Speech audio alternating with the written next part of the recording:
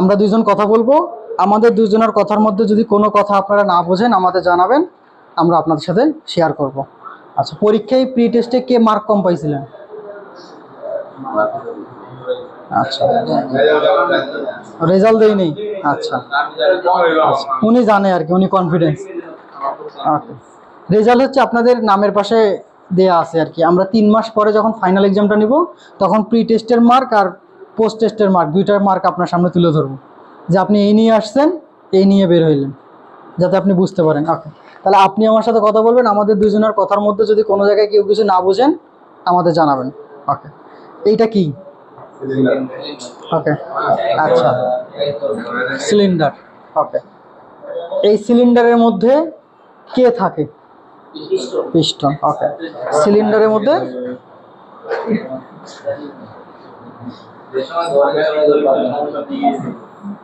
শিক্ষামন্ত্রী আপনাদের কি করেছিল?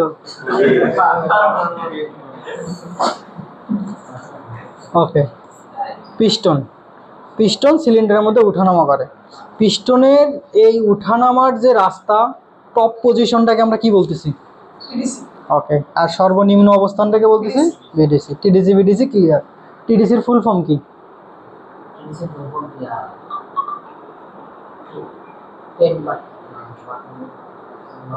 টিডিসির ফুল ফর্ম খাতা খুঁজে বের করেন। ওকে স্যার, টিডিসির ফুল ফর্ম? আপনি কি বাসায় পড়াশোনা করতেছেন না? আগ্রহ নিয়ে আসছেন, কিন্তু ওই আগ্রহ অনুযায়ী যদি না পড়াশোনা করেন তাইলে আগ্রহ দিয়ে খুব একটা বেশি কাজে আসবে না। মানে আপনি শিখতে চাচ্ছেন, আপনার আগ্রহ আছে, আমি সুযোগ করে দেবো আপনাকে, কিন্তু আপনাকে রাখতে হবে। ওকে, টিডিসি টপ ডেড সেন্টার আর বটম ডেড সেন্টার, টিডিসি আর বিডিসি। ওকে, পিস্টন সিলিন্ডারের মধ্যে যে উঠানামা করতেছে এই মোশনটাকে আমরা কি মোশন বলতেছি? অর্ণব স্যার।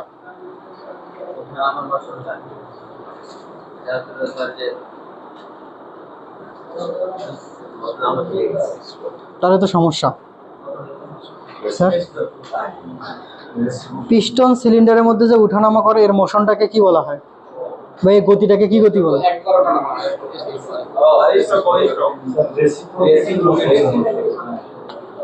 কালকেই কইছিলাম যে আমার মনে হয় প্রশ্নগুলো আপনারা বুঝতে পারতেছেন না। পিস্টন সিলিন্ডারের মধ্যে যে উঠানামা করতেছে এটা তো স্ট্রোক, কিন্তু এই আমি বলছি মোশন মানে গতি, এই গতিটাকে আমরা কি গতি বলতেছি? এটা রেসিপ্রোকেটিং গতি বা অর্ধঘূর্ণয়ন গতি। এটা গরম বাতাস বের হয়ে যাবে, খুব গরম। ও, এই গতি। আচ্ছা, এটা রেসিপ্রোকেটিং মোশন বা অর্ধঘূর্ণয়ন গতি। আর অর্ধঘূর্ণয়ন গতি কি? 180 ডিগ্রি গতিকে আমরা রেসিপ্রোকেটিং মোশন বলতেছি। উদাহরণ হিসেবে আমরা কালকে লিখছিলাম দোলনা, টিউবওয়েলের হাতল, আমাদের পিস্টন, এগুলো সব রেসিপ্রোকেটিং মোশন। আচ্ছা, সিলিন্ডারের ভিতরে একটা লাইন ঢুকতেছে, সিলিন্ডার থেকে একটা লাইন বের হচ্ছে। যে লাইনটা ঢুকতেছে এই লাইনটাকে আমরা কি বলছিলাম?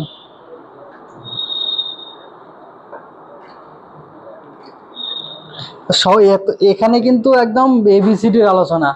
এই আলোচনাতে যদি এত ঝামেলা লাগে 3 মাসে বুঝেন আরো কি পরিমাণ ইনফরমেশন আছে। হ্যাঁ, লোডিং নাই কেন, ল্যাগ করে কেন? আচ্ছা, ইনটেক লাইনের এই জিনিসটাকে আমরা কি বলতেছি? Intact valve. ইনটেক লাইনে থাকে ইনটেক ভালভ, আর এক্সজস্ট লাইনে থাকতেছে এক্সজস্ট ভালভ। ইনটেক আর এক্সজস্ট ভালভ যে ওপেন ক্লোজ হবে, এটাকে ওপেন ক্লোজ বলে কে? ওপেন ক্লোজ কে করে?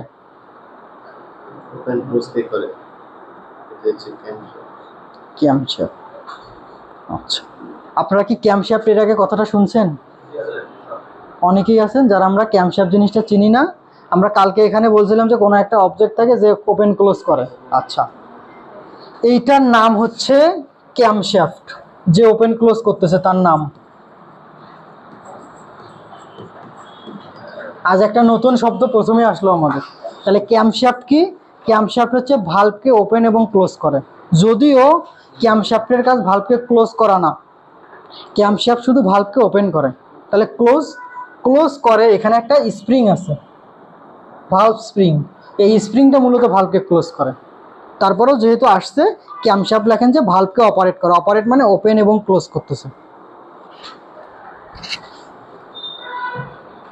আচ্ছা, ক্যামশ্যাফট দুইটা ভালভের মাঝখানে আমরা কালকে দিছিলাম স্পার্ক প্লাগ, যে স্পার্ক প্লাগ সিলিন্ডারের কম্বাসন চেম্বারে আগুন লাগায়। এই দেখেন সবাই লেখা নিয়ে ব্যস্ত, খালি এমনি ক্যামশ্যাফটটা লিখে রাখেন একটা জায়গায়, পরবর্তীতে ক্যামশ্যাফট নিয়ে ডিটেলস লিখিন। এখন এত কিছু লেখার দরকার নেই, শর্ট করে আপনি যেগুলো আলোচনা করতেছে এগুলো লিখতে লিখতে আবার এগুলো ভুলে যাচ্ছেন। ওকে, তাহলে ইনটেক ভালভ, এক্সজস্ট ভালভ, মাঝখানে থাকতেছে স্পার্ক প্লাগ, এবং ইনটেক ভালভের আগে আমরা একটা ফুয়েল ইনজেক্টর দিছিলাম, যার কাজ হচ্ছে ফ্রেশ যে বাতাসটা ঢুকতেছে তার মধ্যে তেল ছিটানো। আচ্ছা, ইনজেক্টর কি চেনেন? ইনজেক্টর চেনেন না? দাঁড়ায় আসার এখানে দেখেন তো, ওইটা একটা দেন, ওইটা দেন, যেটা ধরছেন ওটাও দেন।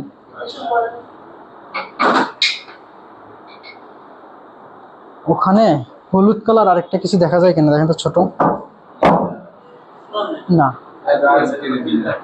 আইসক্রিম না, আপনি ওঠেন। হ্যাঁ হ্যাঁ হ্যাঁ, এই তো একটু এই জিনিসটাকে আমরা বলতেছি, এটা এখানে থাকতেছে, ঠিক আছে। এখন আসি, এটাতে স্যার তেলটা ছিটাচ্ছে, এই তেলটা আস্তে আস্তে কোথায়, ওই যে পাম্পে গিয়ে যে তেল উঠেছিলেন ট্যাঙ্কিতে, ওই ট্যাঙ্কির থেকে তেলটা এখানে এসে স্প্রে হয়। ওকে, ট্যাঙ্কি থেকে তেল কিভাবে এই পর্যন্ত আসে এটা নিয়ে আমরা আলোচনা করব যখন ফুয়েল সিস্টেম নিয়ে আলোচনা করব। এখন যেহেতু ফুয়েল সিস্টেমে যাচ্ছি না, মনে করেন যে কোনো না কোনোভাবে তেল এসে তেল এখানে স্প্রে হয়। আগুন এই ব্যাটারির থেকে আগুনটা আসে। এখন ব্যাটারির থেকে কিভাবে আগুনটা আসে এটা আমরা ইগনিশন সিস্টেম নিয়ে যখন আলোচনা করবো। আপাতত মনে করেন স্পার্ক প্লাগ আগুন লাগে, ফুয়েল ইনজেক্টর তেল দেয়। এই লাইনে ছিল আমাদের গাড়িতে থাকা এয়ার ফিল্টার। এয়ার ফিল্টারের কাজ ওই যে সাকশন স্ট্রোকে যে বাতাসটা ঢুকতেছে সেই বাতাসটাকে পরিষ্কার করে সিলিন্ডারে ঢোকানো। কেন? কারণ ধুলাবালু বাতাস যদি সিলিন্ডারে ঢোকে, পিস্টন এবং সিলিন্ডার ওয়াল,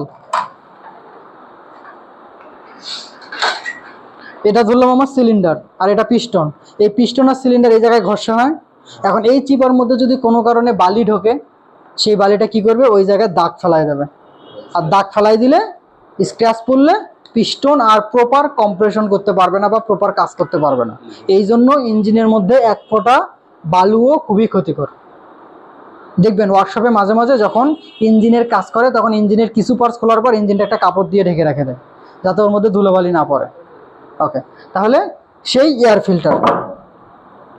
এখন এইটা যদি ফুয়েল ইনজেক্টর হয়, আপনি কেন জানেন আবার এইটাও দেখাইলেন, এই দুইটা স্যার দুইটা ইঞ্জিনের, এটা হচ্ছে গ্যাসোলিন ইঞ্জিনের ফুয়েল ইনজেক্টর, এটা ডিজেল ইঞ্জিনের ফুয়েল ইনজেক্টর। এটা ডিজেল ইঞ্জিনের। এত বড়? হ্যাঁ এত বড়। একটু যদি বলি, এই যে ইনজেক্টর যে তেল স্প্রে করবে না, এই স্প্রের একটা প্রেশার আছে না? যেমন গাড়ি যে ওয়াশ করি আমরা হাই স্পিডে পানি দিয়ে, এই ওয়াশের একটা প্রেশার আছে না? ওকে, এই যে গ্যাসোলিন ইঞ্জিন বা পেট্রোল ইঞ্জিনের যে ফুয়েল ইনজেক্টরটা তেল স্প্রে করবে, এই তেল স্প্রে করার প্রেশার হচ্ছে 35 থেকে 50 PSI। এখন পিএসআই কি ডিটেলস আলোচনা করব না, পিএসআই হচ্ছে চাপের একক। কেমন? যেমন আমি যদি বলি আপনার ওজন কত কেজি, তাহলে ওজনের একক যেমন কেজি, লিটারের একক, সরি তরলের একক যেমন লিটার, ঠিক চাপের একক হচ্ছে পিএসআই। তো এটা হচ্ছে 35 থেকে 50 PSI প্রেসারে তেল স্প্রে করে, আর এইটা স্প্রে করে 15,000 থেকে 35,000 PSI। 15,000 থেকে 35,000, কই 35 PSI, কই 35,000 PSI, যার কারণে এটা একটু লম্বা। এবং এই প্রেশারটা যদি কোনো কারণে কমে যায় ডিজেল ইঞ্জিন আর স্টার্ট হয় না। এই জন্য ডিজেল ইঞ্জিনে এই প্রেশারটা খুবই ইম্পর্টেন্ট। ওকে, আপাতত এতটুকুই মনে রাখেন, পরবর্তীতে ডিটেলস পরে। তাহলে এটা গ্যাসোলিন ইঞ্জিনের ফুয়েল ইনজেক্টর, এটা ডিজেল ইঞ্জিনের ফুয়েল ইনজেক্টর, দুটার কাজই সেম। ওই ট্যাঙ্কি থেকে আসা তেলটাকে ছিটাবে, ছিটায় বাতাসের সাথে মিক্স করে দেবে। Okay, air filter, fuel injector, spark plug, আমাদের আগুন, তেল আর বাতাসের বন্দোবস্ত হয়ে গেছে। এবার আমরা ইঞ্জিন স্টার্ট করার জন্য প্রস্তুত। এর মধ্যে আরও কিন্তু অনেকগুলো পার্টস আসবে, তবে মেজর যেগুলো না হইলে না, এগুলো নিয়ে আমরা আগে আলোচনা করি। এরপর বোঝার পরে কোথায় কি বসাইলে আরও ভালো হবে সেটা পরে আসবো।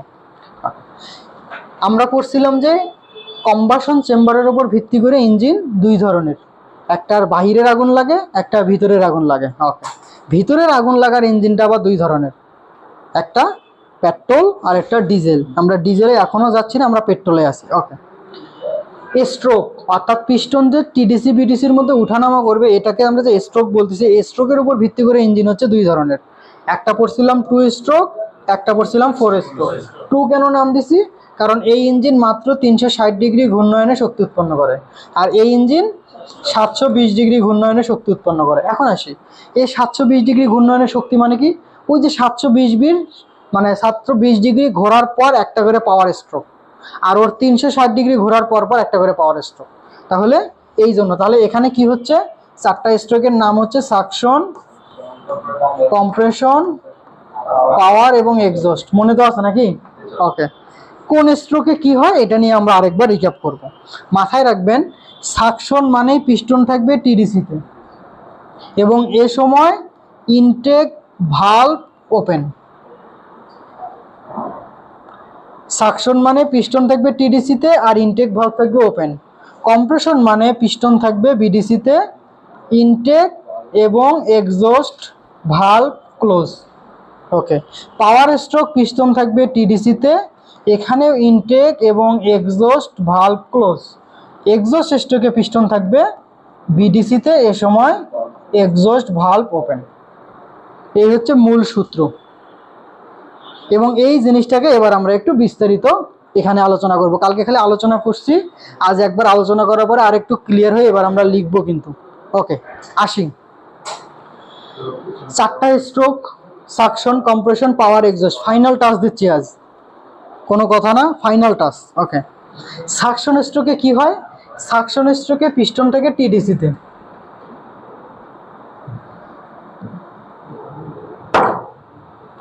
সাকশন স্ট্রোকে ধরলাম যে এটা উপর, এটা নিচ, তার মানে এটা হচ্ছে টিডিসি আর এটা হচ্ছে বিডিসি। ওকে, পিস্টন টিডিসি থেকে বিডিসির দিকে নামতে থাকে। সাকশন স্ট্রোকে পিস্টন টিডিসি থেকে বিডিসির দিকে নামতে থাকে, এ সময় ইনটেক ভালভ খুলে যায়। কেন খুললো? ওই যে স্যার টাইমিং করা আছে, কালকে আমরা চেনে দেখাইছিলাম কিছু মার্ক করা, এটাকেই টাইমিং বলতেছি আমরা। ওকে, তাহলে সাকশন স্ট্রোকে পিস্টন টিডিসি থেকে বিডিসির দিকে নামবে, এ সময় পিস্টনের মাথায় ভ্যাকুয়াম বা নেগেটিভ প্রেসার তৈরি হবে এবং তখন ইনটেক ভালভ খুলে গেলে এই ভ্যাকুয়াম বা নেগেটিভ প্রেসারটা জায়গা দখল করার জন্য বাহির থেকে বাতাস ছুটে আসবে এবং এই ছুটে আসা বাতাসকে আমরা এয়ার ফিল্টার দিয়ে পরিষ্কার করি এবং সেই ছুটে আসা বাতাসের মধ্যে আমরা তেলটাকেও স্প্রে করে দিই, যার কারণে পিস্টন যত নামে তেল আর বাতাস দুইটা মিক্সড হয়ে সিলিন্ডারের মধ্যে প্রবেশ করে। সহজ হিসাব, একদম পান্তা ভাতের মতো। কি হইল? আবারও বলতেছি, যখন আমি ধরবো তখন 3টা জিনিসকে হিসাব করে বলতে হবে। একটা হচ্ছে পিস্টন কি করতেছে, ভালভ কি করতেছে এবং কাজ কি হচ্ছে। ঠিক আছে? ওকে, পিস্টন টিডিসির থেকে বিডিসির দিকে নামতেছে, এ সময় পিস্টনের মাথায় ভ্যাকুয়াম বা নেগেটিভ প্রেসার তৈরি হচ্ছে এবং ইনটেক ভালভ টাইমিং এর কারণে খুলে যাচ্ছে, যার কারণে বাহির থেকে বাতাস হু হু করে সিলিন্ডারের মধ্যে ঢুকবে এবং সিলিন্ডারের মধ্যে যে বাতাসটা ঢুকবে সেই বাতাসের মধ্যে আমরা ইনজেক্টর দিয়ে তেল স্প্রে করি। তার মানে মোট কথায় পিস্টন টিডিসি থেকে বিডিসিতে নামবে, এয়ার এবং ফুয়েল মিক্সচার সিলিন্ডারে প্রবেশ করবে। শেষ। কোনো কোশ্চেন? ধরলে যাতে আবার আমতা করিয়েন না, এবার কিন্তু তাহলে ঝামেলা আছে। ঠিক আছে, এখন রুমটা একটু ঠান্ডা হয়েছে। ওকে, সাকশনের হিসাব ক্লিয়ার। এবার আমরা চলে যাব কম্প্রেশন। কম্প্রেশন মানেই বোঝাচ্ছে যে সংকোচন। তার মানে কি সংকোচন করব? ওই যে একটু আগে যে তেল আর বাতাস ঢোকালাম ওটাকে। এখন সংকোচন করতে গেলে কি করতে হবে? একটা বদ্ধ জায়গা দরকার না? কোনো জায়গায় যদি লিক থাকে আমরা কম্প্রেস করতে পারবো? তার মানে আমার কি লিক আছে? ওই যে ভাল্ব দিয়ে লিক করবে, তার মানে ভাল্বটাকে বন্ধ করতে হবে। ওকে, ভাল্বটাকে এমনি এমনি বন্ধ করবো না, ওই যে টাইমিং পিস্টনও উঠা শুরু করবে তখনই ভাল্ব বন্ধ করবো। ওকে, কম্প্রেশন স্ট্রোকে পিস্টন বিডিসির থেকে টিডিসির দিকে উঠতে থাকে। বিডিসির থেকে টিডিসির দিকে যখন ওঠে এই সময় আমরা ইনটেক ভালভকে বন্ধ করে দিই, যার কারণে এয়ার ফুয়েল মিক্সচার আর কোনো দিক দিয়ে লিক করার কোনো জায়গা পায় না। পিস্টন যত ওঠে তত কম্প্রেসড হয়, যত ওঠে তত কম্প্রেসড হয়, যত ওঠে তত কম্প্রেসড হয়। আচ্ছা, এখানে যে স্যার আপনি বলতেছেন যে কম্বাসন চেম্বারে এয়ার ফুয়েল মিক্সচার কম্প্রেসড হবে, এই কম্প্রেসটা কেমন, একটা রেফারেন্স নাম্বার দিলে তাহলে বুঝতে পারবো না ইজিলি। ধরা হয় যে গ্যাসোলিন ইঞ্জিনে এই যে কম্প্রেসটা যে হয় এটাকে আমরা বলি আমাদের ভাষায় কম্প্রেশন রেশিও। এই যে জায়গাটার বাতাসটাকে যে আপনি এই জায়গার মধ্যে কম্প্রেস করতেছেন, কথাগুলো খুব ভালোভাবে শোনেন। টিডিসি থেকে বিডিসি এই যে স্ট্রোকের বাতাসটাকে যে আপনি কম্বাসন চেম্বারে কম্প্রেস করতেছেন, এর কি কোনো রেশিও বা অনুপাত আছে না, এটা হইলেই হইলো? ইঞ্জিনিয়ারিংয়ে হইলেই হইলো বলতে কিছু নাই, প্রতিটা জিনিসের একটা রেফারেন্স নাম্বার আছে। ধরা হয় যে গ্যাসোলিন ইঞ্জিনের কম্প্রেশন রেশিও 6:1 থেকে 14:1। এখন কথা, এর মানে কি? আগে মানে বোঝেন, লেখালেখি পরে। এই দুইটার কথা বাদ দিয়ে আমরা একটাই বুঝে নেই যে স্যার 6:1 যে লিখলেন, এই ইস্টুর মানে কি? 6 বলতে বোঝাচ্ছে হচ্ছে টিডিসি থেকে বিডিসির মধ্যবর্তী দূরত্ব, ঠিক আছে? আর এই 1 বলতে বোঝাচ্ছে হচ্ছে কম্বাসন চেম্বার। তার মানে আমি যদি সহজ ভাষায় বলি, যদিও এটা টার্ম অনুযায়ী না, আপনাকে বোঝানোর জন্য 6 কেজির বাতাসকে 1 কেজি বাতাসে কনভার্ট করা বোঝার ক্ষেত্রে, এটা কিন্তু যদিও এটা না, কম্প্রেশন রেশিও বলতে এটা বোঝায় না, কিন্তু প্রাথমিক অবস্থায় বুঝতে গেলে আপনাকে এইভাবেই বুঝতে হবে।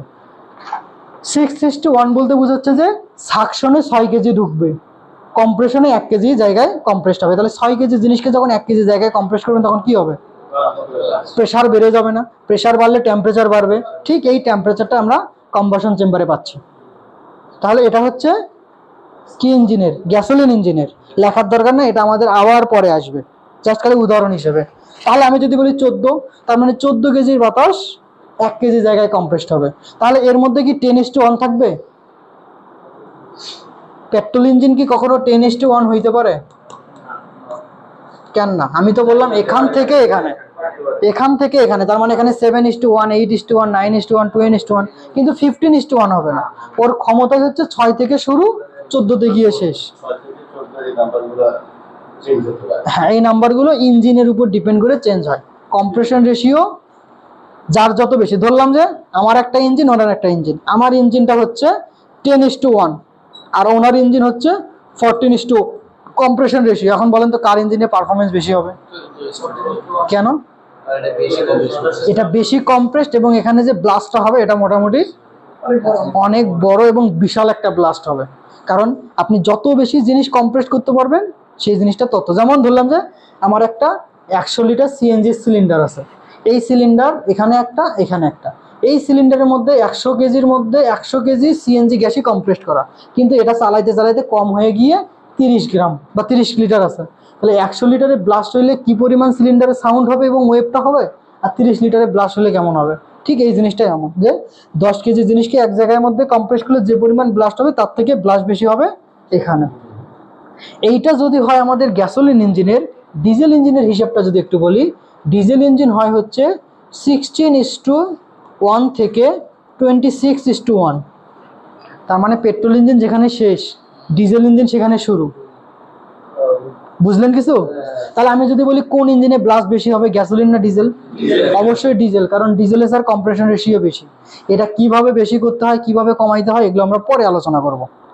আচ্ছা, এখন আসি একটা 1500 সিসির ডিজেল ইঞ্জিন, আবার সেম একটা 1500 সিসির পেট্রোল ইঞ্জিন, দুটার পারফরমেন্স কি সেম? কেন না? ডিজেলের পারফরমেন্স অনেকটা বেশি হবে। কেন স্যার? স্যার এটা সিসি সেম হইলেও কম্প্রেশন রেশিও তো আলাদা। আমি যদি একটু হিসাব করি, এর কম্প্রেশন রেশিও ধরলাম যে 10:1, কিন্তু এর কম্প্রেশন রেশিও কিন্তু 22:1। সিসি সেম হোক, কিন্তু কম্প্রেশন রেশিও বাড়া বা কমার কারণে কিন্তু ব্লাস্ট কম বা বেশি হয়। তার মানে সেম একটা 1500 সিসির পেট্রোল ইঞ্জিন, সেম একটা ডিজেল ইঞ্জিনের মধ্যে কিন্তু আকাশ পাতাল টর্কের পার্থক্য। বাস ট্রাকগুলো আছে না, এই যে ঢাকায় যে লোকাল বাসগুলো, এগুলো 1500 সিসির ইঞ্জিন, অথচ প্রাইভেট কার 1500 সিসির। তাহলে একটা বাস 45 জন যাত্রী নিয়ে হাই স্পিডে আগায়, সেখানে একটা প্যাসেঞ্জার কার মাত্র 5 জন, সেখানে যদি 10 জন হয়ে যায় গাড়ি হাঁপায়া যায়। এই হচ্ছে রেশিওর হিসাব। এইটা নিয়ে আমরা আরও বিস্তারিত আলোচনা করব, তখন আরও ক্লিয়ার হবে। ওকে না স্যার, রেশিও একটা অনুপাত আর টর্ক হচ্ছে শক্তি, তাহলে দুইটা কেমনে এক হয়? ওকে, আমরা যেখানে ছিলাম আর একটু রিক্যাপ করে আসি। সাকশন স্ট্রোকে পিস্টন টিডিসি, কি রে ভাই, পিস্টন টিডিসির থেকে বিডিসির দিকে নামলো, এয়ার এবং ফুয়েল মিক্সচার সিলিন্ডারে প্রবেশ করলো। কম্প্রেশন স্ট্রোকে পিস্টন বিডিসির থেকে টিডিসির দিকে উঠতেছে, ইনটেক ভালভ ক্লোজ করার কারণে এয়ার ফুয়েল মিক্সচার কম্বাসন চেম্বারে গিয়ে কম্প্রেসড হচ্ছে। এবং এখান থেকে যখন আবার পিস্টন নামবে, পাওয়ার স্ট্রোকে পিস্টন টিডিসির থেকে বিডিসির দিকে নামে। আসলেই কি নামে নাকি পিস্টনকে নামানো হয়? পিস্টনকে কিন্তু নামানো হয়, পিস্টন নামে না, কারণ ওখানে যে পরিমাণ ব্লাস্ট হয় পিস্টন না চাইলেও নামতে হবে। ওকে, তাহলে পাওয়ার স্ট্রোকে ব্লাস্টের কারণে এয়ার ফুয়েল মিক্সচার ব্লাস্ট হলে পিস্টন যখন নামে তখন এটা হয়ে যায় আমাদের পাওয়ার স্ট্রোক। এই পাওয়ার স্ট্রোক শেষে এতটুকু সময়ের মধ্যে যে পিস্টন নামলো এবং যে ব্লাস্টটা হইলো, এই ব্লাস্টের কারণে যে কালো ধোঁয়া বা ময়লা বা অপরিষ্কার যে ধোঁয়াটা আছে এটাকে সিলিন্ডার থেকে বের করে দিতে হয়, যার কারণে আমাদের এক্সজস্ট স্ট্রোকের প্রয়োজন হয়। এক্সজস্ট স্ট্রোকে পিস্টন বিডিসি থেকে টিডিসির দিকে উঠতে থাকে, এক্সজস্ট ভালভ খুলে যায় এবং এই পোড়া গ্যাসটা পিছন দিক দিয়ে বের হয়ে যায়। আবার সাকশনের সময় খোলে, কম্প্রেসড হয়, ব্লাস্ট হয়, বের হয়ে যায়, ঢোকে, কম্প্রেসড হয়, ব্লাস্ট হয়, বের হয়ে যায়। এই পুরো প্রসেসটা কন্টিনিউয়াসলি চলতেছে। এখন বলেন কে কে বোঝেন নাই? কালকে যতটুকু না ক্লিয়ার হয়েছি আজকে তার থেকে একটু হইলেও মনে হয় ক্লিয়ার। এরপরেও কার কোথাও কোনো কোশ্চেন থাকলে বলেন, কারণ একটু পরে আমরা লিখবো। আরেকবার, হ্যাঁ, ভিতরে যে প্রবেশ করলো মানে সাকশনে, তারপরে কি হইল? আচ্ছা, আপনি যে নিঃশ্বাসটা নিচ্ছেন আপনার কি হয়? ফ্রেশ অক্সিজেন নিচ্ছেন, কি বের হচ্ছে? Carbon die oxide. আমাদের যখন এখান থেকে ঢোকে আমরা কিন্তু বারবার বলতেছি যে আমার অক্সিজেন দরকার, একটু একটু আমরা কিন্তু বারবার বলতেছি ফ্রেশ অক্সিজেন দরকার। এই অক্সিজেন কিন্তু আমাদের ইঞ্জিনেও ঢোকে ঠিক আমার বডির মতো। আমি কি বের করতেছি? Carbon die oxide. ইঞ্জিনও কিন্তু সেম কার্বন ডাই অক্সাইডই বের করে। শুধু কার্বন ডাই অক্সাইড না, এর পাশাপাশি আরও বেশ কয়েকটা ক্ষতিকর গ্যাস আছে যেটা ক্যাটালিটিক কনভার্টার পরিষ্কার করে। তো ধরে নিলাম সেম জিনিস। আচ্ছা, কি হইলো?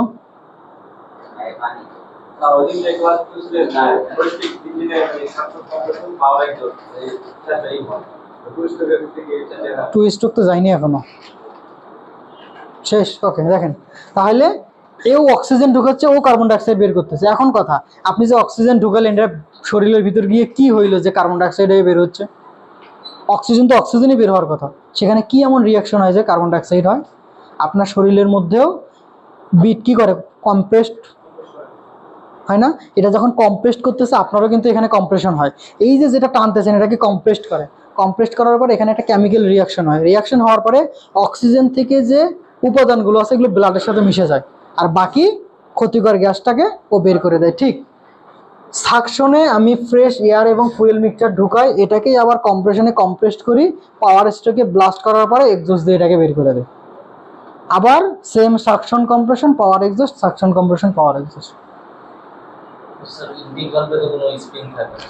দুইটাতেই স্প্রিং থাকে, শুধু ক্যামশ্যাফটের কাজ ভালভকে খুলে দেওয়া, আর বন্ধ করা নিজেরাই হয়। তাহলে স্যার যে সময় সাকশন করে নিচে আসছে তখন তো অটোমেটিক্যালি ইনটেক ভালভটা বন্ধ হয়ে গেছে স্প্রিং এর কারণে। তাই না? ক্যামশ্যাফটটা দেখাইলে আরেকটু ক্লিয়ার হবে। আচ্ছা, ক্যামশ্যাফট একটু পরে আসবো, স্প্রিং এখন না, আমি স্প্রিং এ যাচ্ছি না এখন, এটা রিটার্ন স্প্রিং জাস্ট। আচ্ছা থাক, আমি পরে আসতেছি, একটু পরে আসতেছি, থাক। আর কোনো কোশ্চেন কারো ছোটখাটো? আমি কিন্তু একটু পর ধরবো, যদি না পান তাহলে কিন্তু সমস্যা। ওকে, ক্লিয়ার সবার? ওকে, সবার ক্লিয়ার হইলে জি স্যার কিছু বলবেন? ওকে, তাহলে আপনিই বলেন, চারটা স্ট্রোক সম্পর্কে একটু আমাদের জানান। না, উনি আর আপনি ওনার ভুল ধরবেন, উনি কোথায় ভুল করে? কে নামে? হ্যাঁ, স্পেসিফিক। ওকে, এয়ার ফিল্টারে বাতাসটা এবং তেলটা সংমিশ্রণ করে সিলিন্ডারে প্রবেশ করবে। ভালভ কি খুলছিলেন?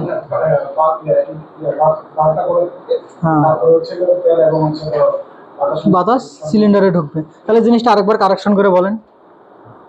টিডিসি থেকে বিডিসিতে নামে পিস্টন। ওকে, হচ্ছে হলো ভালভ খোলা থাকে। ওকে, তারপর বাতাস এবং তেল সংমিশ্রণে সিলিন্ডারে প্রবেশ। সুন্দর। ওনার জায়গা থেকে উনি সর্বোচ্চ চেষ্টা করছে এবং হয়েছে, কোনো সমস্যা নাই। এখন আমার কোশ্চেন যে পিস্টন সাকশনে নামা শুরু করবে, ইনটেক ভালভ খুলে যাবে, এটা কেন? এক্সস্ট তো খুলতে পারতো। এটা স্যার টাইমিং করা আছে, আপনি চাইলেও এটা চেঞ্জ করতে পারবেন না। হ্যাঁ, আপনি কখন চেঞ্জ করতে পারবেন? আপনার গাড়ি আপনি কিনছেন, আপনি টাইমিং বাদ দিয়ে নিজে নিজে টাইমিং বানায় করাই দেন, তাহলে দেখবেন যে সাকশনে এক্সস্ট খুলে গেছে, পাওয়ারে ইনটেক খুলে গেছে, এগুলো এলোমেলো হয়ে যাবে এবং তাইলে ওই গাড়ি আর চালাইতে হবে না। ওকে, ঠিক আছে, সাকশন ক্লিয়ার। এটা আমরা একটু পর ক্যালকুলেট হিসাব করব। ওকে স্যার বলেন, কম্প্রেশনে কি হয়? এই সিয়াম সর্দার, কম্প্রেশনে কি হয়?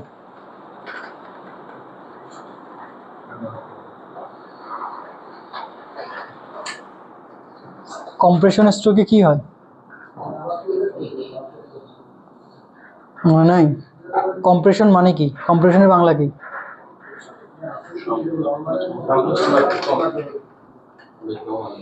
বুঝতেছেন না কি বলতেছি?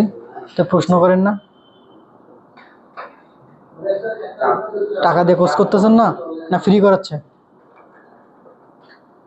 টাকা দিয়ে কোর্স করতেছেন, জেনে নেবেন না আমার থেকে? আমার তো আপনাকে শেখানোর জন্যই পাঠাইছে। আমি যে কয়টা কোর্স করছি স্যারের পানি শুষে খাইছি, সত্যি। আমি তো বলতেছি আমার পানি শুষে খান, আমি তো রেডি, কিন্তু আপনারা তো আমার কষ্টই করতে দিচ্ছেন না, আপনারা একটু না বুঝাইতে বুঝে যাচ্ছেন। Sir compression stroke. কম্প্রেশন স্ট্রোকে পিস্টন বিডিসিতে টিডিসিতে যাবে, তখন যেই ভালভ বন্ধ থাকবে এবং যেই গ্যাস বাতাস এবং যে ফুয়েলটা আছে সেটা কম্প্রেসড হয়ে সংকুচিত হবে অনেক বেশি। আচ্ছা, এটা কোথায় অবস্থান করবে?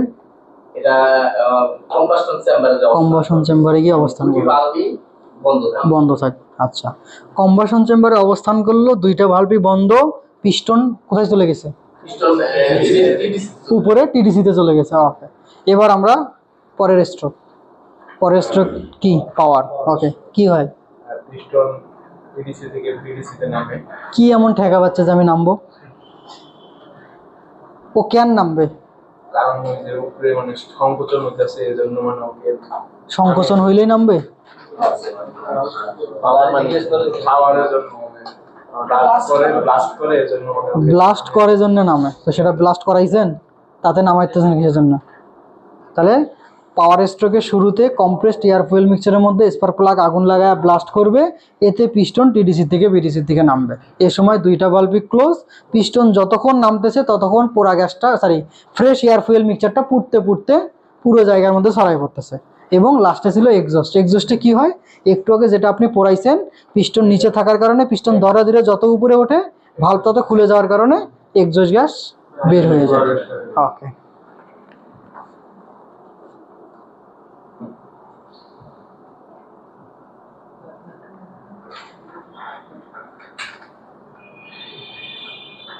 যা আলোচনা করলাম এই আলোচনাটা আমরা একটা ছোট্ট ভিডিওর মাধ্যমে দেখব, যদিও ভিডিওটা অনেক বড়, আমরা এতগুলো এখনো আলোচনা করিনি, যতটুকু আলোচনা করছি ততটুকু একটু দেখব।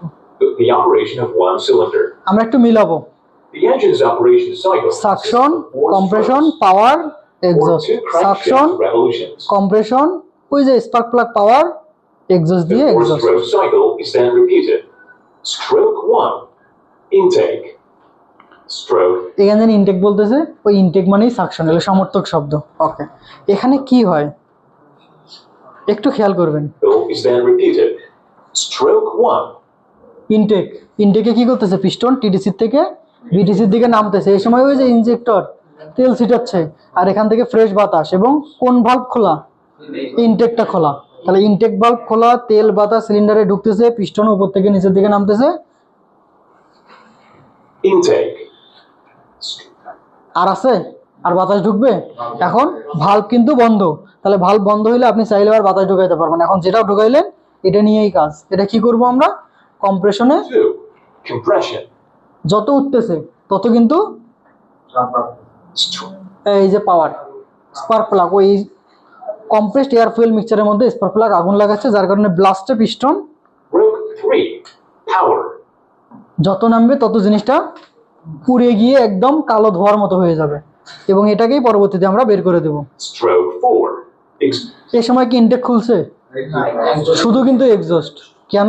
এটাই স্যার টাইমিং। বারবার এই সেম জিনিসটাই টাইমিং আসবে, এগুলো আমরা পরে ক্লিয়ার হবে। শেষ। During a stroke, the piston travels between হ্যাঁ, কে জানি বললেন? ওভারল্যাপিং স্যার এত দূরে এখন যাব না। হ্যাঁ, আমাদের ওভারল্যাপিং আছে, ভাল্ব ওভারল্যাপিং পিরিয়ড আমাদের আছে। এটা যখন আমরা ভাল্ব টাইমিং ডায়াগ্রাম নিয়ে আলোচনা করব, ওই 720 ডিগ্রি যখন মিলাবো, 720 ডিগ্রির অতিরিক্ত যেটা সেটাই তো ওভারল্যাপিং। এটা নিয়ে এনারা এখনো কাঁচা আছে, তো কত যাওয়া যাবে না। আচ্ছা, ওকে, আমরা আগাই। দেখেন, stroke 4.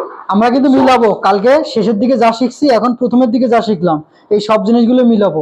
যার যেখানে গ্যাপ আছে একটু ক্লিয়ার করে নেবেন। যদি আমার এই 2 দিনের কথা বুঝে থাকেন তাহলে ভিডিও আপনার একদম ক্লিয়ার, আর যাদের কথাগুলো বুঝতে একটু ঝামেলা আছে তারা ভিডিওটা দেখে কারেকশন করে নেন। ওকে, প্রথমে কি হবে? Suction, Piston travels between compression, two extreme positions power, known as the top dead exhaust. center and the bottom dead center. এই যে সর্বোচ্চ অবস্থানকে টিডিসি বলতেছি, সর্বনিম্নকে বিডিসি, এবং এই টিডিসির উপরে কি একটু জায়গা আছে?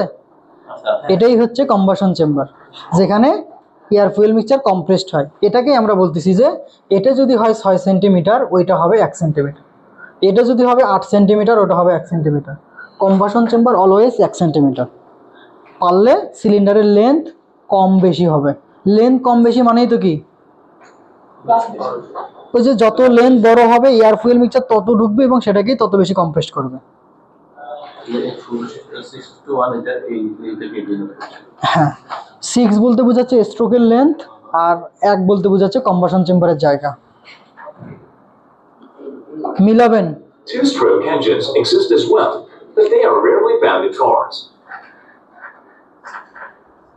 Stroke 1. Suction. Intake. The piston travels down from top dead. Piston নামতেছে, ভালভ খুলে গেছে, পিস্টনের মাথায় নেগেটিভ প্রেসারের কারণে ফ্রেশ বাতাস এবং তার মধ্যে তেল স্প্রে হচ্ছে। এটা ততক্ষণ পর্যন্ত চলবে যতক্ষণ না পিস্টন এই যে বিডিসি এই জায়গায় টাচ করতেছে। To bottom dead center. The cylinder volume expands, creating vacuum. আচ্ছা, এটা বিডিসি শেষ না, আর কি পিস্টন নামতে পারবে? একটা জিনিস খেয়াল করেন, সিলিন্ডার কিন্তু আরো একটু ছিল। আমাদের যে পুরো সিলিন্ডারটা দেখি, আমাদের সিলিন্ডার কিন্তু এই যে এখানে শুরু, এই যে এখানে শেষ, কিন্তু এতটুকু জায়গার মধ্যে পিস্টন কিন্তু কিছুটা জায়গা নিয়ে নিছে। তার মানে পুরো সিলিন্ডারটা কিন্তু আমাদের স্ট্রোক না, পুরো সিলিন্ডারটা কিন্তু স্ট্রোক না, অর্থাৎ পিস্টনের জায়গাটা বাদ দিয়ে তার উপর থেকে স্ট্রোক। এই জিনিসটা আমি কেন বললাম, কারণ আমরা আজ থেকে 2 দিন পরে যখন সিসি মাপবো, কোনো ইঞ্জিনের সিসি কত, এটা যখন আমরা মেজারমেন্ট করব, তখন এই ব্যাপারটা আপনার একটু কাজে আসবে। এই জন্য একটু বলতেছি যে আমার পুরোটা পিস্টন হইলেও পুরো পিস্টন কিন্তু আমার স্ট্রোকের মধ্যে থাকবে না। তার মানে আমার যতটুকু জায়গা পিস্টন রাখবে সেই জায়গাটা রাখার পর তার উপরেরটা হচ্ছে আমাদের স্ট্রোক। Pressure. শেষ। At the same time, the camshaft causes the inlet valves to open. কোন শ্যাফট? ক্যামশ্যাফট। কিছুক্ষণ আগে বলছিলাম না যে ক্যামশ্যাফট কি করে, ভালভকে খুলে দেয়। ওকে, এবং ওই যে ভালভের মাথায় কি স্প্রিং দেখা যায়, পেছনে পেছনে কয়েল, এই স্প্রিং এর কাজ হচ্ছে ক্যামশ্যাফট যে একটু আগে ধাক্কা দিয়ে দাবাইলো সেটাকে আবার উপরের দিকে তুলে দিয়ে বন্ধ করা। তাহলে কোনো ইঞ্জিনের যদি ভালভ সবসময় খোলা থাকে, ওই ভালভের স্প্রিং খারাপ, যার কারণে ক্লোজ হতে পারতেছে না। তাহলে ভালভ যদি খারাপ হয় কম্প্রেশন হবে? কম্প্রেশন না হইলে পাওয়ার হবে? তাহলে ওই সিলিন্ডার থেকে কোনো শক্তি পাবো? কিন্তু ঠিকই তেল বাতাস ঢুকতেছে, তাহলে এক পর্যায়ে লস না? এখন আমি ধরলাম যে আমার গাড়িতে 4টা সিলিন্ডার, তার মধ্যে 2 নাম্বার সিলিন্ডারটাতে এই ধরনের প্রবলেম, ভালভ বন্ধ হচ্ছে না, যার কারণে আমি কোনো পাওয়ার পাচ্ছি না। তাহলে বাকি 3টাতে পাওয়ার পাবো, ওইটাতে পাওয়ার পাবো না। এর জন্য ইঞ্জিনে কি ধরনের প্রবলেম দেখা দেবে বলেন দেখি? 4টা সিলিন্ডারের মধ্যে একটাতে আমার পাওয়ার হচ্ছে না, কিন্তু বাকি 3টাতে পাওয়ার হচ্ছে। এর জন্য আমি কাস্টমার হিসেবে গাড়িতে কি ধরনের প্রবলেম ফেস করব? স্লো কেন চলবে?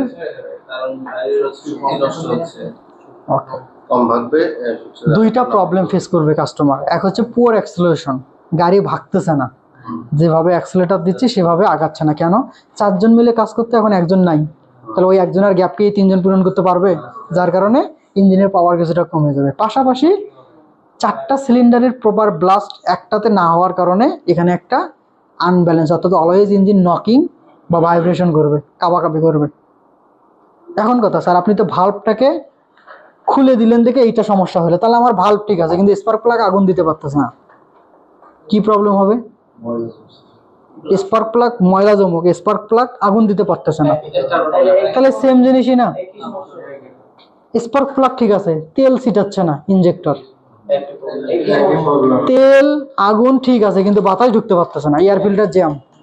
তার মানে ইঞ্জিনের কোনো একটা খাবার যদি মিসিং থাকে ইঞ্জিন দুর্বল হবে, এবং এই দুর্বলের কারণে ইঞ্জিন কাঁপাকাঁপি করবে, পাশাপাশি আপনি যে পরিমাণ আউটপুট পাইতেন সেই আউটপুটটা আর পাবেন না। হ্যাঁ, না খুললে কোনো হিসাব নাই, খুলবেই, যেহেতু ক্যামশ্যাফট আছে খুলবেই, হ্যাঁ বন্ধ হইতে পারবে না। যদি এক্সস্ট বন্ধ না হতে পারে তাহলে সেম ওই যে কম্প্রেশন লিক করবে। ওকে, এগুলো মাথায় কিন্তু একটু ঘামাইতে হবে যে হ্যাঁ এই জিনিসগুলো মিলাইতে হবে, যদি না মিলাইতে পারেন আপনার জন্য ইঞ্জিনিয়ারিং না বা আপনার জন্য অটোমোবাইল না। ঠিক আছে, এগুলো একটু, তাহলে আমি কখন মিলাবো আগে না এটা জানবো, তো এখানেই যদি আমার গ্যাপ থাকে তাহলে আমি মিলানোর ওটা তো একদম অন্য কথা। এই জন্য বলতেছি যে ক্লাসে খুব মনোযোগ দিয়ে জিনিসগুলো একটু শুনবেন, 3টা ঘন্টা লাইফ থেকে স্যাক্রিফাইস করে সব বাদ দিয়ে একটু সময় দেন, যেহেতু কষ্ট করে আসছেন, যাতে জিনিসটা কাজে লাগে। ওকে, আমি ভিডিওটা প্লে করতেছি, সবাই যার যার মতো করে জিনিসগুলো মনে মনে একটু মিলান কি হচ্ছে ওখানে। allowing the fuel air mixture to enter the cylinder.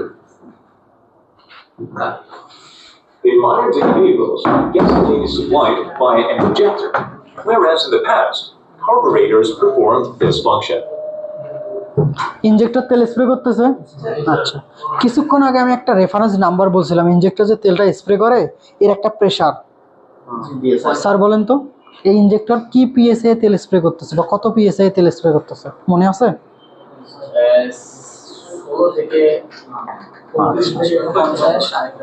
35 থেকে 50। এটা যদি ডিজেল হইতো তাহলে 15,000 থেকে 30,000 হইতো। কেন? কারণ ডিজেল ইঞ্জিনের, হ্যাঁ স্যার, অনেক প্রেশারই, 15,000টা অনেক প্রেশার, এটা তো 15 মিনিমাম, 15 থেকে 35,000, এটা ডিপেন্ড করবে আরপিএম এর উপরে। আরপিএম যত বাড়াবেন প্রেশার তত বাড়বে, আরপিএম যত কমাবেন প্রেশার তত কমবে। আচ্ছা, ওকে, আসি। হ্যাঁ হ্যাঁ, এটা স্বাভাবিক, আমাদের গাড়ির জন্য স্বাভাবিক, এই জন্যই তো এই নর্মাল জিনিস থেকে হেভি জিনিস ইউজ করতেছি।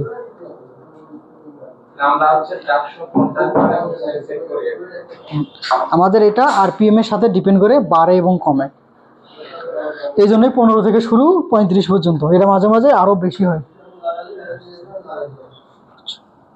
The stroke is completed when the piston reaches bottom dead center and the inlet valves close. পিস্টনও নামতেছে, ইনটেক ভালভও ক্লোজ হচ্ছে। Compression. This সাকশন নিয়ে কোনো প্রশ্ন? dead center. সাকশন নিয়ে কোনো প্রশ্ন? মোটামুটি আমি কিন্তু ফাইনাল টাচ দিচ্ছি।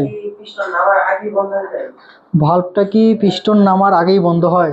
আচ্ছা, এই অবস্থায় যদি আপনার সাথে আমি শেয়ার করি তাহলে পিস্টনও বিডিসি টাচ করছে, ভালভও ক্লোজ হয়েছে। কিন্তু যদি আপনি আরও একটু অ্যাডভান্স লেভেলের হন তাহলে আপনার সাথে যদি বলি কম্প্রেশন স্ট্রোকের মোটামুটি 30-35 ডিগ্রির পর ইনটেক ভালভ বন্ধ হয়। তো এখন এটা বললে ওনাদের মাথা ঘুরবে, আমি অত তো যাইতে চাচ্ছি না। যারা জানেন ভালভ টাইমিং ডায়াগ্রাম তারা একটু মাথা থেকে ওইটা বার করে দেন, আমি সবাক নিয়ে আলোচনা করতেছি আর কি। আর আপনার হিসেবে আপাতত মনে করেন যে পিস্টন বিডিসি টাচ করছে, ভালভ ক্লোজ হয়ে গেছে একসাথেই, একটুও কম বেশি হবে না, কারণ একটু কম বেশি হইলেই প্রসার প্রপার হবে না। কেমন ধরলাম যে আমি বোঝার ক্ষেত্রে আমার পিস্টন কি আরো একটু নামবে না, বিডিসিতে কিন্তু এখনো যায়নি। আচ্ছা, এটা তো হচ্ছে ধরছে আর কি। আচ্ছা, ধরলাম যে মনে করি এটাই সাকশন, পিস্টন নামতেছে নামতেছে, ও এখন এখানে আছে, ও কিন্তু এখানে নামতো, আমি যদি এইখানে আসতেই যদি ভালভ বন্ধ করে দেই তাহলে এখানে কিন্তু আরো প্রায় 30 থেকে 35 ডিগ্রি নামতো। তাহলে এই ডিগ্রির মধ্যে কি কোনো এয়ার ফুয়েল মিক্সচার ঢুকবে? তাহলে আমি কিন্তু চাইলে এখানেও এক্সট্রা ঢুকাইতে পারতাম, তাহলে আমার ব্লাস্ট আরো বেশি হইতো, তাহলে আমার কি পাওয়ার কমে যাবে। অথবা আমার পিস্টন এখানে নামছে, নামার পরে পিস্টন উঠতেছে উঠতেছে উঠতেছে, এখানে গিয়ে তারপর আমি ভালভটা বন্ধ করে দিলাম, তাহলে ও যতক্ষণে উঠতেছে ততক্ষণে তো কিছু না কিছু লিক করছে। তার মানে আমরা কি করব, ঠিক নামার শেষে ওঠার আগ মুহূর্তে ইনটেক ভালভটাকে বন্ধ করে দেব। কমও না বেশিও না, কমে গেলে আমাদের জন্য লস, আর বেড়ে গেলে আমাদের জন্যও লস, দুটোতেই লস। না, and ends at top dead center. এই অবস্থায় দুইটা ভালভই ক্লোজ। পিস্টন যত উঠবে তত এয়ার ফুয়েল মিক্সচার কম্প্রেসড হয়ে কম্বাশন চেম্বারে অবস্থান করবে। এই যে স্পার্ক প্লাগ আগুন লাগাইলো। Cylinder volume is reduced, causing the fuel air mixture to compress. The compression raises the cylinder's temperature and pressure. As the piston approaches top dead center, এই যে spark plug আগুন লাগাচ্ছে। এখন যদি বলি স্পার্ক প্লাগে যে আগুনটা লাগতেছে এটা কত ভোল্টের, এটা 20,000 থেকে 22,000 ভোল্টের। এটা ডিপেন্ড করে, আরও বেশি হয়। এসইউভি গাড়িগুলো আছে না, এর তো ডিজেল ইঞ্জিন, এর তো কি বলে, এর তো মাঝে মাঝে পেট্রোল ইঞ্জিন হয় বলছিলাম। তো এই যে ডিজেল ইঞ্জিনগুলো, ডিজেল বলে এসইউভি গাড়ি যেগুলো পেট্রোল ইঞ্জিন আছে, এই পেট্রোল ইঞ্জিনের কিন্তু নর্মালি 22,000 দিয়েও হয় না, 30,000 35,000 পর্যন্ত আগুন লাগে। এখন কথা, আমার আগুন কি পরিমাণ বাড়বে আর কি পরিমাণ কমবে এটা ডিপেন্ড করবে আপনার গাড়িতে থাকা, না বলেন দেখি, ইয়েস, ইগনিশন কয়েলের উপরে। ইগনিশন কয়েল চেনেন? একটা ইগনিশন কয়েল দেন তো স্যার। যে চেনেন হয়ে দেন নাকি? এই যেটা হচ্ছে ইগনিশন কয়েল। এই ইগনিশন কয়েলের কাজ হচ্ছে step up transformer. Step up transformer কথাটার মানে কি? ছোট বলতে অনেক বেশি ভোল্টেজ। ছোটকে যেমন আমাদের রাস্তাঘাটে ট্রান্সফরমার আছে না, দেখছেন তো? ট্রান্সফরমার দুই ধরনের, একটা স্টেপ আপ, একটা স্টেপ ডাউন। আমাদের রাস্তাঘাটে যত ট্রান্সফরমার আপনি দেখবেন সেগুলো সব হচ্ছে স্টেপ ডাউন, হাই কারেন্টটাকে লো কারেন্টে কনভার্ট করে। আর পাওয়ার প্ল্যান্টে বা বিদ্যুৎ উন্নয়ন যে বোর্ডগুলো আছে, এই ধরনের অথরিটি জায়গাগুলোতে যে ট্রান্সফরমার আছে এগুলো হচ্ছে স্টেপ আপ, আর লো ভোল্টকে হাই ভোল্টেজে কনভার্ট করে। না, রাস্তাঘাটে যেগুলো এগুলো পাওয়ার কমায়, কিন্তু ওদের কাছে যেগুলো আছে এগুলো কারেন্ট বাড়ায়। আচ্ছা, এইটা হচ্ছে আমাদের স্টেপ আপ ট্রান্সফরমার। এটা ব্যাটারির 12 ভোল্টকে 22 থেকে আরও বেশি বলতে পারেন, কমও বলতে পারেন, এটা প্লাস মাইনাস, যেটা এভারেজ হয়। তবে আমাদের বইয়ে যেটা উল্লেখ ছিল 20,000 থেকে 22,000 ভোল্ট। এটা মাঝে মাঝে বাড়বে। এখন কথা, এটা কেন বাড়বে কেন কমবে ডিপেন্ড করবে। এটা তো ইগনিশন কয়েল আমরা বাহিরটা দেখতেছি, কিন্তু এর ভিতরে কিন্তু পেছনে পেছনে কয়েল আছে। আচ্ছা, ওয়েল্ডিংয়ের মেশিন, ঝালাইয়ের দোকানগুলোতে যদি একটু যেয়ে থাকেন, আসা যাওয়া থাকে, দেখবেন যে ওদের কাছে একটা কয়েলের বাইন্ডিং আছে, মোটা তার, চিকন তার, ওই জিনিসটাই এইটা। ওর খালি বাহিরে অমনট, আমাদের এটা ওই জিনিসটা এখানে ভিতরে প্যাকেজ করা আছে।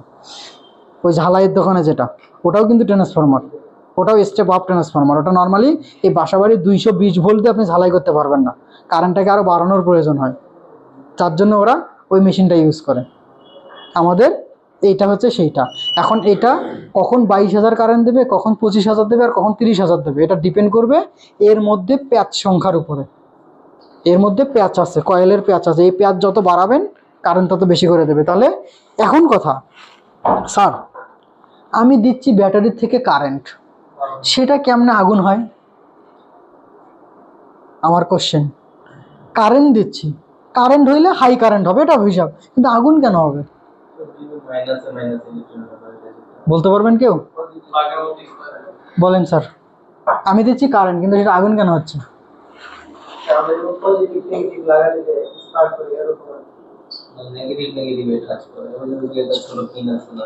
আচ্ছা, উনি যেটা বললো যে আমরা পজিটিভ নেগেটিভ টাচ করাইলে যে আগুনটা লাগে সেই আগুনটাই ওখানে লাগতেছে।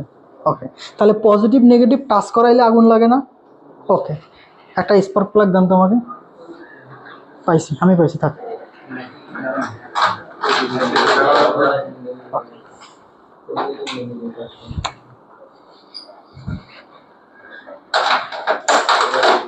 সব তো স্পার্ক প্লাগ ভোটা হয়ে গেছে। আচ্ছা, এই যে স্পার্ক প্লাগের এই জায়গায় একটা জিনিস দেখেন তো, আমি শেষের এই পয়েন্টটা একটু আট করবো খালি কইরে, আমি শেষের এই, আরে ভাই এই জায়গাটা একটু দেখাবো। এখানে কি হয়েছে, এখানে একটা মোটা পয়েন্ট বের হয়েছে, সেখান থেকে একটা বাঁকা একটা কি জানি দণ্ড বের হয়েছে। স্পার্ক প্লাগের এই যে পয়েন্টটা আছে না, এটা হচ্ছে প্লাস কারেন্ট, আর এই যে বাঁকা অংশটা আছে না, এটা হচ্ছে মাইনাস কারেন্ট। তাহলে উনি যে আমাকে একটু আগে কইলে যে প্লাস মাইনাসে টাচ করাইলে যে আগুনটা লাগে বা ফায়ারটা হয়, সেই ফায়ারটাই মূলত এইটা, তাই তো নাকি? তাহলে আগুন লাগার জন্য তো প্লাস মাইনাস টাচ করতে হয়, এখানে কি প্লাস মাইনাস টাচ করা আছে? আচ্ছা, ওনারা মোটামুটি, আচ্ছা ওটা মোটামুটি বুঝছে, যারা আমরা এখনো বুঝতে পারিনি তাদের সাথে একটু কথা বলি। আমার তো ব্যাটারির দুইটা টার্মিনাল টাচ করাইলে আগুন লাগে, কিন্তু এখানে তো স্যার স্পার্ক প্লাগের মাথা টাচ করা না। যদি হইতো যেমন আমার এটা কিন্তু নষ্ট, এখানে কি টাচ করা আছে না? এটা তো ঠিক, কিন্তু এখানে তো আপনি দেখতেছেন এখানে ফাঁকা রেখে টাচ হচ্ছে না স্যার, এটা আগুন দেখাচ্ছে। এখন যদি একটু বলি, হাই ভোল্টেজ কারণে, মানে স্যার যেখানে হাই ভোল্টেজ বিদ্যুৎ বা হাই ভোল্টেজ কারেন্ট আছে, সেখানে সরাসরি প্লাস মাইনাসকে টাচ করতে হয় না।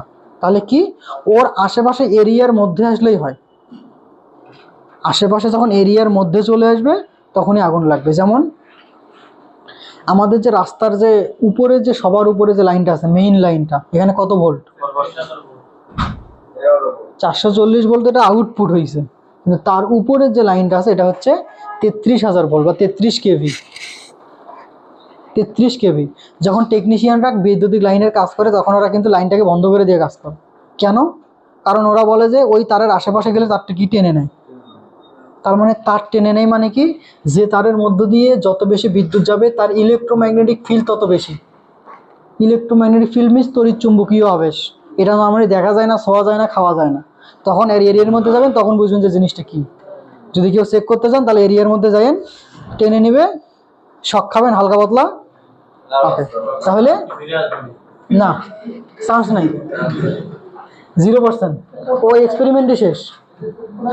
আচ্ছা, তাহলে এই তারের মধ্য দিয়ে যখন বিদ্যুৎ প্রবাহিত হয় তখন একটা ইলেকট্রোম্যাগনেটিক ফিল্ড তৈরি হয় নাকি? তাহলে যে তারের মধ্য দিয়ে যত বেশি বিদ্যুৎ, তার ইলেকট্রোম্যাগনেটিক ফিল্ড তত বেশি। তাহলে কথা স্যার, এই তারে তো কারেন্ট আছে, তাহলে ধরতেছেন শক করেন এখন, এই তারের মধ্যে আছে মাত্র 220 ভোল্ট। যে 220 ভোল্ট আমরা একটা রাবারের লেয়ার দিয়ে বা ইনসুলেটর দিয়ে আটকাইতে পারি, কিন্তু ওই যে 33,000 ভোল্টের যে লাইন, এই তারে কি কোনো ইনসুলেটর আছে? এই তারে কিন্তু কোনো ইনসুলেটর নাই। তাহলে স্যার দিলে তো ভালোই হইতো, তাহলে আর শক করতো না। এই তারে ইনসুলেটর দিলে সেই তারটা হয়ে যাবে বিশাল বড় মোটা। তখন আপনার কি করা লাগতো, এখন কারেন্টের খাম্বাগুলো আছে না 100 মিটার দূরে দূরে, তখন 20 মিটার পর পর দেওয়া লাগতো, তো পুরো বাংলাদেশ খালি খাম্বা হয়ে যেত। যে খাম্বা মার্কায় দাঁড়াইতো তাকার এক্সট্রা কোনো কিছু করা লাগতো না। তাহলে এই যে মেনটেনেন্স কস্ট তখন বেড়ে যাইতো, যার কারণে ওই লাইনটা আমাদের সবার উপরে ধরা সবার বাইরে দেওয়া হয়েছে এবং ওই লাইনটা অমন করে দেওয়া আছে। তাহলে আমি এতক্ষণ পর্যন্ত যা বুঝাইলাম, কোনো জিনিসের মধ্য দিয়ে বিদ্যুৎ যত বেশি প্রবাহিত হবে তার ইলেকট্রোম্যাগনেটিক ফিল্ড তত বেশি। তার মানে হাই ভোল্টেজ লাইনে কিন্তু ইলেকট্রোম্যাগনেটিক ফিল্ড অনেক বেশি থাকবে। এখন কথা, এই তারের মধ্য দিয়ে যে তড়িৎচুম্বকীয় আবেশটা আপনি বারবার বলতেছেন যে বাড়ানো, এটার জন্য খালি কারেন্টই বাড়াইতে হবে, ভোল্টেজ বাড়াইলে হবে না? কারেন্ট হোক বা ভোল্টেজ হোক, কোনো একটা বাড়াইলেই হবে। কেন? এই তারের মধ্য দিয়ে আমরা বারবার বলতেছি কারেন্ট যায় কারেন্ট যায়, আসলে এটা সম্পূর্ণ ভুয়া কথা, একটা মিথ্যা কথা। এর মধ্য দিয়ে কারেন্টও যায় না, ভোল্টেজও যায় না। তাইলে কথা কিছুই যায় না, না কারেন্টও যায় ভোল্টেজও যায়। তাহলে আমি যে বারবার কারেন্ট বলতেছি, তাহলে ভোল্টেজ কি যায় না? হ্যাঁ, ভোল্টেজও যায়। এটাকে আমরা বলতে পারবো হয় পাওয়ার অথবা ইলেকট্রিসিটি। এই তারের মধ্যে যে ইলেকট্রিসিটিটা যায় তাহলে ঠিক আছে। বারবার যে কারেন্ট বলতেছি, তাহলে এর মধ্যে খালি কারেন্টই আছে, ভোল্টেজ নাই। তাহলে ভোল্টেজ ছাড়া কি লাইন চলবে? কারণ ভোল্টেজ ছাড়া বিদ্যুৎ প্রবাহিত হতে পারবে না।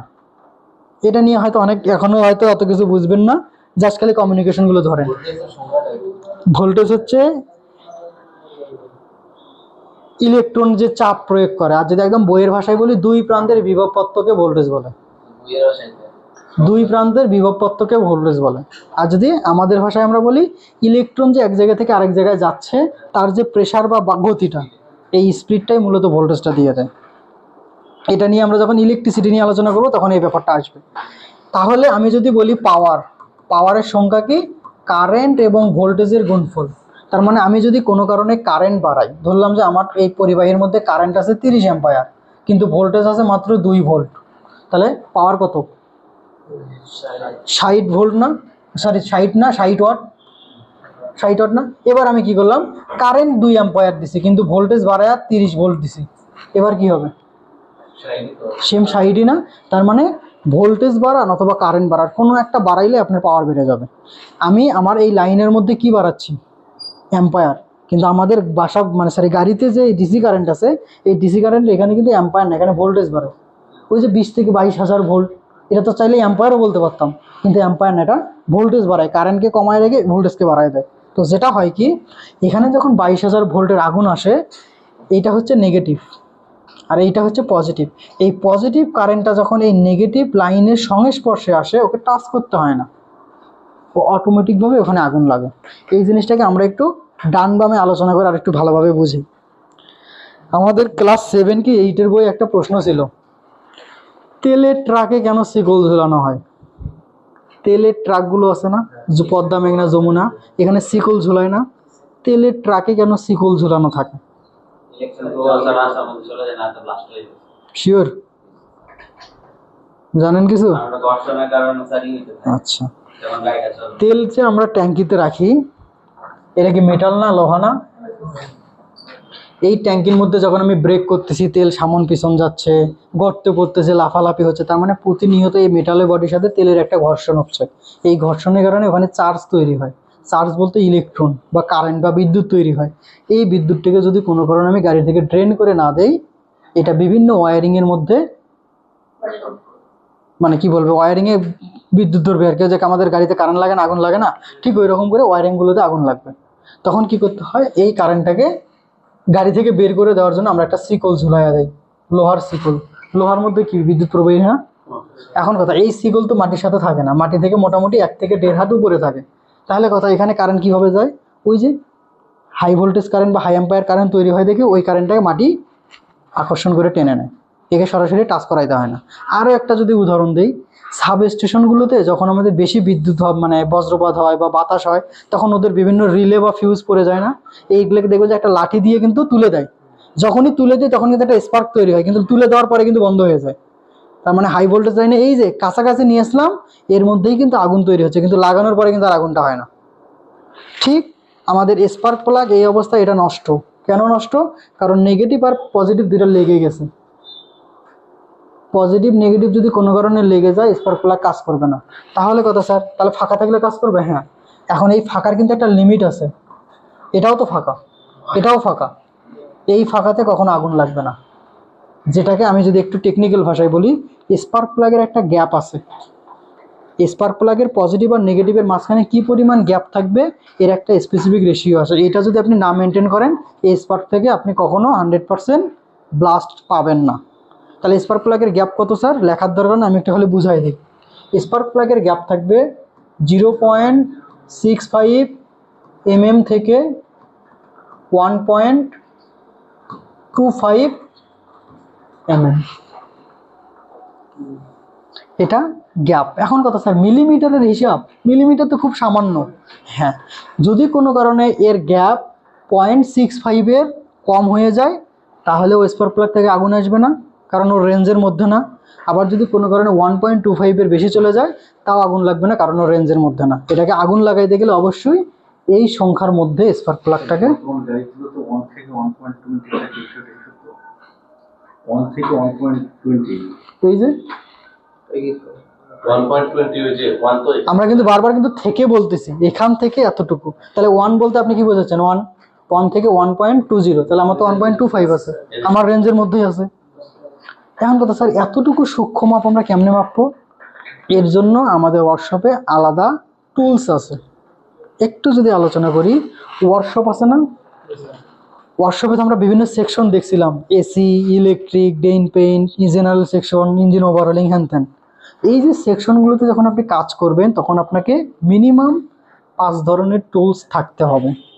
একটা আদর্শ ওয়ার্কশপে 5 ধরনের টুলস লাগে। প্রথম হচ্ছে হ্যান্ড টুলস। হ্যান্ড টুলস কি? এই যে হ্যামার, স্ক্রুড্রাইভার, প্লাস, এই ধরনের জিনিসগুলোকে আমরা হ্যান্ড টুলস বলতেছি। 2 হচ্ছে পাওয়ার টুলস। পাওয়ার টুলস কি? যেগুলো বিদ্যুৎ দিয়ে চলে বা ব্যাটারি দিয়ে চলে। যেমন এখন কি ইলেকট্রিক গান বের হয়েছে না, ওই যে চাকা খোলার জন্য বট বট বট বট করে দিয়ে খোলে, এটা কি দিয়ে চলে? এমনি বাতাস না, এর মধ্যে ব্যাটারি লাগানো আছে। ওকে, ইম্প্যাক্ট কিছু নিউমেটিক টুলস আছে, নিউমেটিক টুলসে পরে আসতেছি আর কি। এটাও পাওয়ার টুলসের মতোই, বাতাসের শক্তি, তো ওখানে তো বাতাস জামে এমনি আসবে, বাতাসকে ফোর্স দিয়ে তো নিয়ে আসতে হবে বিদ্যুতের মাধ্যমে। ওকে, একটা পাওয়ার টুলস, একটা হ্যান্ড টুলস, একটা পাওয়ার টুলস।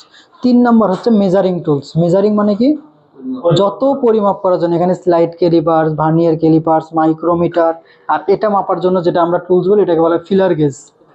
কখনো শুনছেন ফিলার গেজ? আচ্ছা, যেহেতু এখানেই আছি আমি একটু ফিলার গেজটা আপনাদের দেখাই।